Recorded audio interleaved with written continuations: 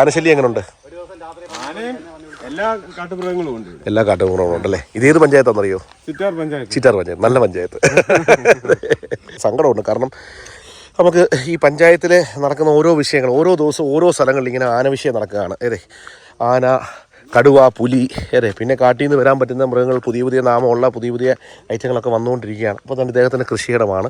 കണ്ടില്ല, നല്ല അടിപൊളിയായിട്ടാണ് പുള്ളി കൃഷിയിടം മെയിൻറ്റെയിൻ ചെയ്തിരിക്കുന്നത്. ഇത് എത്ര ഏക്കറാച്ചാ? ചില്ലുവാനം ഉണ്ട് അച്ഛാൻ. അപ്പോൾ എന്തായാലും 2 ഏക്കർ ഫുള്ള് അതൊക്കെ കൃഷിയൊക്കെ ചെയ്തിരിക്കുന്നത് നല്ല കാര്യമുണ്ട്. അച്ഛൻ തന്നെയാണോ വേറെ പുറത്തുനിന്ന് ആൾ വരുമോ? അതേ ഉള്ളൂ. അല്ല അച്ഛൻ തന്നെ ചെയ്തല്ലേ. അപ്പോൾ ഡെയിലി അച്ഛനിവിടെ ഈ 2.5 ഏക്കർ കൃഷി ചെയ്താണ്. ഈ കൃഷി ചെയ്ത സാധനം മാർക്കറ്റിലോട്ട് എത്തുന്നത്. ഒന്ന് മനസ്സിലാക്കണം. ആന തള്ളിക്കളഞ്ഞ് ആനയുടെ താണ്ഡവങ്ങളാണ് ഞാൻ കാണിക്കാൻ പോകുന്നത്. ഇല്ലേ, ആന കളഞ്ഞിട്ടേക്കും അല്ലേ? വർക്ക് ചെയ്യുന്നത് പ്രയോജനമില്ല. വരുന്നല്ലേ ഇവിടുന്നോ?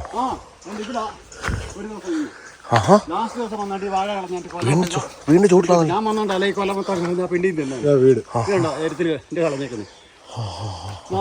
വാഴ വെളിയിപ്പോ പോയത് 1000-ന്റെ അത് അവിടെ ആ സിറ്റ് ഔട്ട് ചെയ്യുന്നുണ്ട്. ലൈറ്റ് അടിക്കുമ്പോൾ ഇവിടെ നിൽക്കും ആന. ഇവിടോ? ആനയുടെ ചന്തി ഇവിടെ നിൽക്കുക. ഇവിടെ നിൽക്കും ആനയുടെ ചന്തി. ഇവിടെ നിന്നോണ്ട് ഈ വാഴ ഈ വാഴ പിടിച്ച് അവിടെ നിന്ന് ഇങ്ങോട്ട് ചായച്ചിട്ടേച്ച് നിൽക്കുക. അതിന് മുമ്പത്തെ പ്രാവശ്യം ഒരു പ്രാവശ്യം അങ്ങോട്ട് നിൽക്കുക. വലിയ ഭയങ്കര കൊമ്പായിരുന്നു. അതിന്റെ ഭയങ്കര കൊമ്പനാനയായിരുന്നു. ഇതിലേ വരുന്നല്ലേ? അവിടെ നിൽക്കുക. 2 പ്രാവശ്യം ഇവിടെ നിൽക്കുമ്പോൾ ഞാൻ ആ സിറ്റ് ഔട്ടിൽ ഇറങ്ങി ലൈറ്റ് അടിക്കുമ്പോൾ ഇവിടെ നിൽക്കുക ആന. എന്തോ ചെയ്യാനെന്ന് നോക്കിക്കോണേ. പിന്നെ പടക്കം വരുന്നതുകൊണ്ട് പടക്കവും പൊട്ടിച്ച് ഇനിയിപ്പോൾ അങ്ങോട്ട് പോയി. അങ്ങോട്ട് പോയിട്ട് അപ്പോൾ എന്തായാലും ആന നോക്കി ഒന്ന് ആലോചിച്ച് നോക്കിയാൽ കാട്ടിരിക്കേണ്ട ആന കാട്ടിരിക്കുന്നതിന് പകരം ഒരു കഷ്ടപ്പെട്ട് കൃഷി ചെയ്യുന്നതിൻ്റെ നെഞ്ചത്തോട്ട് കയറി മ്ലാവ് ഉണ്ടല്ലേ.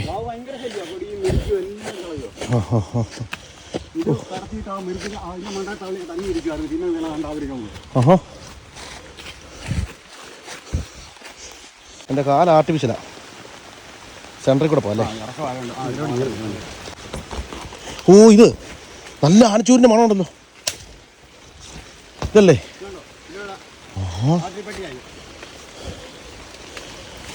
എൻ്റെ ദൈവം, ഇതേണ്ട ആന ബാറ്ററി പെട്ടി ചോട്ടി കളഞ്ഞേക്കാം. നോക്കാൻ പോലും ഞാൻ BSF പ്രസിഡന്റിനോട് പറഞ്ഞപ്പോഴാ ഞാൻ കമ്മിറ്റിക്ക് വിളിച്ചിട്ട് വരുന്നില്ല എന്നൊക്കെ. എന്നെ വരാത്ത ഞാൻ അവിടെ അതിനു മുമ്പ് പല പ്രാവശ്യം പോയപ്പോഴും നമുക്ക് കൊണ്ട് പ്രയോജനം വരാത്തോണ്ടാ പോകാത്തെ.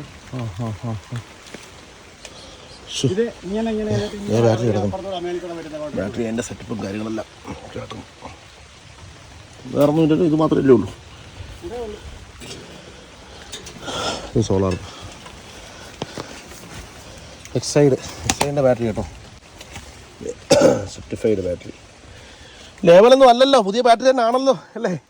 അല്ല, ശിവകാശിന്ന് ഒരു കാലത്തുണ്ടായിരുന്നു. ശിവകാശിന്ന് ലേവലൊക്കെ വാങ്ങിച്ചൊട്ടിച്ച് കൊണ്ടുവരുന്ന ഉണ്ടായിരുന്നു. മെയിൻ്റെനൻസ് ചെയ്തല്ലേ. ഇതാണ് ആന തള്ളിക്കളഞ്ഞ് സോളാർ പാനൽ, ഫെൻസിങ്, കിടക്കുന്ന ഫെൻസിങ്. അപ്പോൾ ഇതൊക്കെയാണ് ഇവിടുത്തെ കാഴ്ചകളും അവസ്ഥകളും. കർഷകനോട് അങ്ങോട്ട് പോലെ ഇതിങ്ങനെ മുരിപ്പിൽ നമ്മളല്ലേ? ഇങ്ങനെ കറങ്ങിയാ ഈ അവിടെ കുറച്ച് വസ്തുണ്ട്, അതിനിങ്ങനെ കറങ്ങിയാ നമ്മുടെ ആ മേളത്തെ വസ്തു നമ്മളിപ്പോ ചെന്ന മേലേ ഉള്ളൂ. എങ്ങനെ പോയിട്ട് ഇങ്ങനെ അങ്ങ് പടിഞ്ഞാട്ട് പോവാം. നമ്മുടെ വനത്തിൽ നിന്ന് ഇങ്ങോട്ട് വരുന്ന അവിടെ ഇങ്ങോട്ട് ഒരു ബാറ്ററി വെച്ചിട്ടുണ്ട്.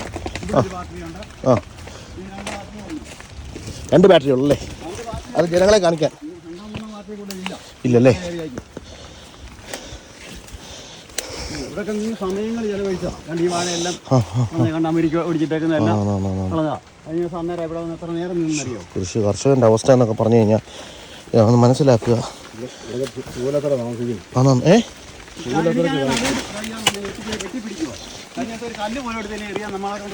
പറ്റത്തില്ല.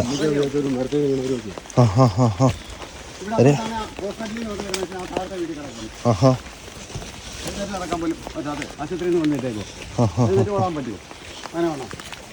പെണ്ണുങ്ങൾ പിന്നെ മുറ്റത്തിറങ്ങുന്നത് അവരെ ഇറങ്ങി വിളിച്ച് നിൽക്കും.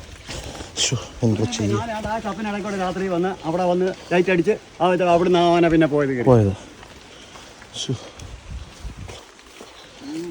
ഇവിടെ സ്റ്റെപ്പ് ഇറങ്ങാൻ പറ്റുമോ? ഇറങ്ങാം. ഈ സ്റ്റെപ്പ് വന്നോ? ഇതുകൊണ്ട് ഇതിൽ താഴെ അടിച്ചപ്പോൾ ആ കുഴപ്പമില്ല, അത് കുഴപ്പമില്ല, ഇതൊക്കെ ഇറങ്ങാം, കുഴപ്പമില്ല. ഇത് ആന എവിടെ വന്നല്ലേ? ഇത് ആന താഴത്ത്. ഇത് ഇവിടുത്തെ ബൗണ്ടറിയാണ്. ബൗണ്ടറിയാണേ.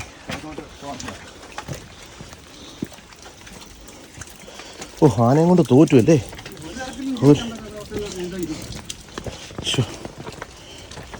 ആ ചേട്ടാ നമസ്കാരം. എന്നാ ഉണ്ട്? ആനയുടെ ശല്യത്തിൻ്റെ കാര്യം പറയുമായിരുന്നു ഞങ്ങൾ. ആ കണ്ടു മുറിക്കും ഇവിടെ വരെ ഈ മുറിക്കൊടിഞ്ഞ് നിൽക്കുന്നത്. ഞാൻ ഇവിടുന്ന് കുളിക്കുമ്പോൾ കുളിക്കുമ്പോഴാണ് ആന ഇവിടെ നിന്ന് വാഴ എടുക്കുന്നത്. എത്ര മണിക്ക്? ഒരു 9 മണിയായി. 9 മണിക്ക്? നാട്ടിലെല്ലാവരും സീരിയൽ കാണുമ്പോഴാണ് ഈ പുള്ളി ഇവർ ഇവിടുന്ന് വേറെ ഒന്നും പറയണ്ട. അവിടുന്ന് ആന അങ്ങോട്ട് കയറി മേടിച്ചെന്ന് ആണ് അവിടെ ആ പരിസര ഞാൻ നേരത്തെ താമസം. അവിടെ ഒരു കവുങ്ങ് വന്ന് അതിന് മേപ്പറ 5 കവുങ്ങുണ്ടായിരുന്നു. ആ 5 കവുങ്ങും തള്ളിയിട്ടു. എനിക്ക് 12,000 രൂപ കിട്ടുന്ന ഒരു പാകവും അത് മുഴുവൻ കാണും. അത് കഴിഞ്ഞ് ഞങ്ങൾ ഒറ്റ വെച്ചപ്പോൾ അവിടെ ഫോറസ്റ്റിൽ അപേക്ഷ വല്ലതും കൊടുത്തോ? അപേക്ഷ ഫോറസ്റ്റുകാരുടെ ഫോട്ടോ വരെ എടുത്തോണ്ട് പോയി. അക്ഷയെ കൊണ്ട് കൊടുക്കാനേ? അതൊന്നും പറഞ്ഞില്ല. ആ ഒരു അക്ഷയെ കൊണ്ട് കൊടുക്കണം. ഫോറസ്റ്റുകാർ എടുത്തോണ്ട് ഞങ്ങൾക്കൊന്നും കിട്ടിയില്ല. അത് കഴിഞ്ഞ് ഈ ആണ്ടാന്ന് തോന്നുന്നു ഞങ്ങൾ 3, 4, 5 ദിവസം കിടന്നുറങ്ങിയില്ല. കഴിഞ്ഞാൽ രാത്രിക്ക് രാഴ്ചൻ്റെ അവിടെ നിന്നിട്ട് ഓടിച്ചു കൊണ്ടുവന്ന് ഇവിടെ വന്ന് എനിക്ക് ഒന്നാളെ കയറി പോകത്തില്ല, ശ്വാസം വിട്ടിട്ട് ഒന്നും ചെയ്യരുത്. ഞാനും ഇന്ന് പാട്ട എടുത്തടിക്കുമല്ലോ. ആ അതാണ് തിരുപ്പുണ്ട്. പാട്ട എടുത്തടിക്കുമ്പോൾ ആന എന്നെ തിരുപ്പുറം ചാടും. അപ്പോൾ അത് കാണാതെ അങ്ങോട്ടൊക്കെ ഇപ്പം 3-4 ദിവസമായിട്ടുള്ള അനുഭവിക്കാം. അവസ്ഥ എന്ത് ചെയ്യാനാ? എന്തായാലും ഇതൊക്കെ കാണാനും കേൾക്കാനും ആരുമില്ല. ദൈവമേ, ഇതിനൊക്കെ അതെ ഉള്ള പരിസ്ഥിതിവാദവും പറഞ്ഞുകൊണ്ട് കുറേ എണ്ണം ഉണ്ട്. ഫേസ്ബുക്കിൽ കഥയും പറഞ്ഞുകൊണ്ടിരിക്കുന്നത്. അല്ല, പരിസ്ഥിതി വേണ്ടെന്നല്ല, അത് കണ്ണുപോയി. മനുഷ്യൻ്റെ ജീവന് യാതൊരു വിലയില്ല, കണ്ണുപോയി. അയ്യ, എന്നാ ചെയ്യാൻ അവസ്ഥ എന്നൊക്കെ പറഞ്ഞു കഴിഞ്ഞാൽ അവിടെ ആന ഒരെണ്ണം ചെറിഞ്ഞല്ലേ? പണ്ട് ചേത്തായിരുന്നല്ലേ? ഇപ്പൊ 2 ആന ചെറിഞ്ഞ അവിടെ അല്ലേ? എന്തോ ആനയുടെ കാര്യം എന്തോ പറ. ആനയുടെ കാര്യം പറയാനെന്തോ, ആന ഒരു 8 മണി ആകുന്നതിന് മുമ്പേ രാത്രിയിൽ ആന വരും. വരുമെന്ന് ഇവിടെ വന്ന് വാഴ എടുക്കുന്നതും ഇതിൽ ചാടുന്നതും എല്ലാം ശബ്ദം കേൾക്കാം. പട്ടികൾ കിടന്ന് കുരയ്ക്കും. ഇവിടെ ഒരു വീട്ടിൽ 2-3 ഇവിടെ 3 പട്ടി, അവിടെ 1 മേളിലൊന്ന്, അങ്ങനെ പട്ടികളെല്ലാം കൂടെ കുരയും ബഹളവും. പിന്നെ പടക്കം പൊട്ടിക്കുകയും പായും പാട്ടയടിയൊക്കെ തുടങ്ങും. ആന ഏറുക മാറി ഇല്ലപ്പുറത്ത് മാറി നിന്നേര് പിന്നെ ഉറക്കം പിടിക്കുമ്പോൾ ആന പിന്നെ വീണ്ടും വരും. അപ്പം അതിനെന്തോലും പരിഹാരങ്ങൾ അയച്ചു കൊടുക്കുകയോ നടത്തുകയൊക്കെ ചെയ്യണം. ഞങ്ങൾ ഈ വനത്തിൻ്റെ മുമ്പിൽ കിടക്കുന്നില്ല എല്ലാവരും. ഈ പറഞ്ഞ ഈ അച്ചാൻ വരെ വനത്തിൻ്റെ മുമ്പിൽ കിടക്കുന്ന എല്ലാവരും, നിങ്ങളെല്ലാം. അപ്പോൾ അതിനെന്തോലും പരിഹാരങ്ങൾ കാണുമോ എന്താണെന്ന് വെച്ചാൽ നടപടി എല്ലാവരും കൂടി തീരുമാനിക്കുന്നത് പറഞ്ഞു അതിൻ്റെ വഴി പോലെ കിടക്കുന്നെങ്കിലും ഫെൻസിങ് ഇട്ട് ആനയെ പ്രൊട്ടക്ട് ചെയ്യേണ്ട കടമ അവരുടെ കടമ, അവർ ചെയ്യട്ടെ. അത് ചെയ്യാതെ ഇപ്പോൾ ഈ വേണ്ട ബാറ്ററി ചേട്ടൻ മറിച്ചിട്ടേക്കുക അല്ലേ? 3 ദിവസം മുന്നേ അതുവരെ ഇലക്ട്രിക് ഫെൻസിങ് വർക്കിംഗ് ആയിരുന്നല്ലേ? ഒത്തിരി നാളായി. ഒത്തിരി നാളായി. ആരും അതിന്റെ നോക്കാനില്ല, എടുക്കാനില്ല, അങ്ങനെ ഇട്ടേക്കും അവര്. അപ്പോൾ എന്തായാലും ഇതൊക്കെയാണ് അവസ്ഥകൾ. ഞാൻ ഇന്നലെ പോസ്റ്റ് സ്റ്റേഷനിൽ പോയി. അവർ എൻ്റെ ഫോൺ നമ്പരും ഇതെല്ലാം എഴുതി വെച്ചിട്ടുണ്ട്. നിങ്ങൾ പെട്രോൾ അടിക്കാനും നിങ്ങൾ ബാക്കിയെല്ലാം വാങ്ങിക്കാനും എല്ലാത്തിനും ടാക്സ് കൊടുക്കുന്നില്ലേ? ഈ പൈസയാണ് ഇവർക്കും ശമ്പളമായിട്ട് പോകുന്നത്, അത് ഓർത്തോണം. ഞാൻ കഴിഞ്ഞ ദിവസം അവിടെ ചെന്ന് പറഞ്ഞു. ഞാൻ പറഞ്ഞു ഇനി നിങ്ങളുടെ അടുത്തോട്ട് പറഞ്ഞിട്ട് ഞാൻ MLAക്കും മന്ത്രിക്കും എല്ലാം ഇതാകാൻ പോകാമെന്ന് പറഞ്ഞു. ഇന്നലെ പഞ്ചായത്ത് മെമ്പറുടെ വീട്ടിലും രാത്രി ഞാൻ ഇറങ്ങിയിട്ടാണ് വന്നേ. അന്ന് വിവരം പറഞ്ഞു. പ്രസിഡന്റിൻ്റെ അടുത്ത് പറഞ്ഞു, വനസമിതിയുടെ ഇവിടുത്തെ എല്ലാവരുടെ അടുത്ത് പറഞ്ഞു. ഇന്നലെ പോസ്റ്റ് ഓഫീസിൽ ചെന്നപ്പോൾ ഒരു ലേഡിയെ ഉള്ളായിരുന്നു ഡ്യൂട്ടിയുള്ള. ബാക്കിയുള്ളവരെല്ലാം അവിടെ നമ്മുടെ ശരി കുമ്പളത്താൻ മൊത്തം അവിടെ 5-8 ആന കിടന്നുണ്ട്. പക്ഷേ അവിടെ നാട്ടുകാർ മൊത്തം പ്രശ്നം, അതുകൊണ്ട് ഉദ്യോഗസ്ഥന്മാരെല്ലാം അവിടെ പോയിരിക്കുമെന്ന് പറഞ്ഞു. ഞാൻ ചെന്നപ്പോൾ ആരുമില്ല.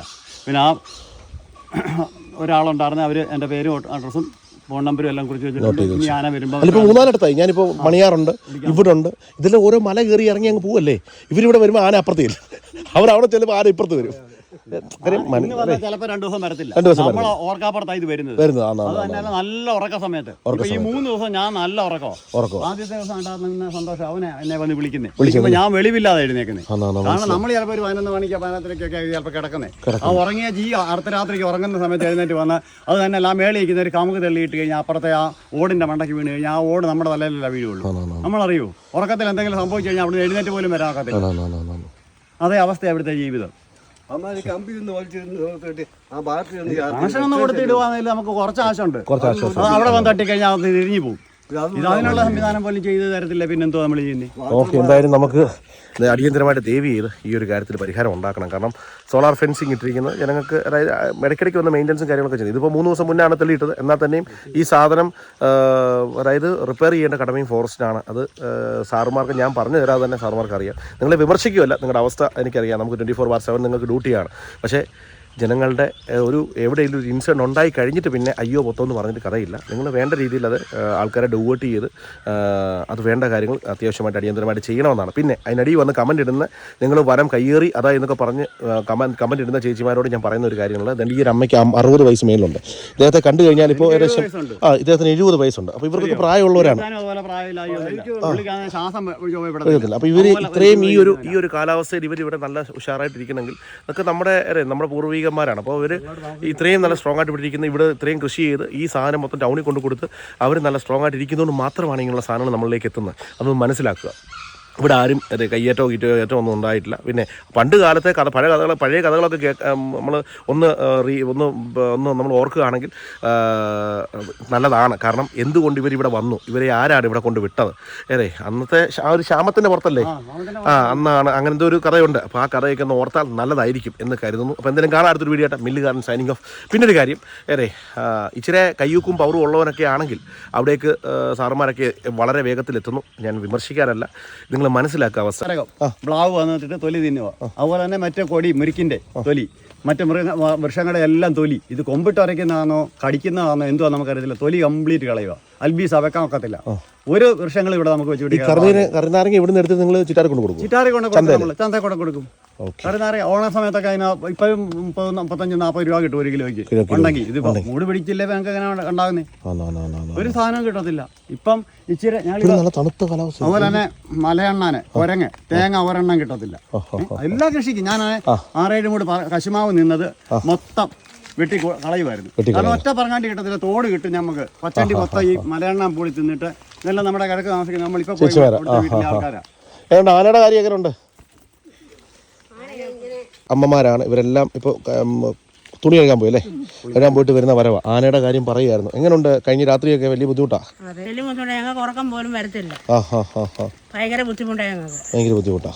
ഞങ്ങൾ രാത്രി ഉറക്കളച്ചിരുന്ന ആനയെ ഓടിക്കുന്നത്. രാത്രി കിടന്നുറങ്ങിയാൽ ഞങ്ങൾക്ക് ഭയങ്കര പേടിയാ അല്ലേ? എത്ര മണിക്ക് ആന വരുന്നത് ശരിക്കും പറഞ്ഞാൽ?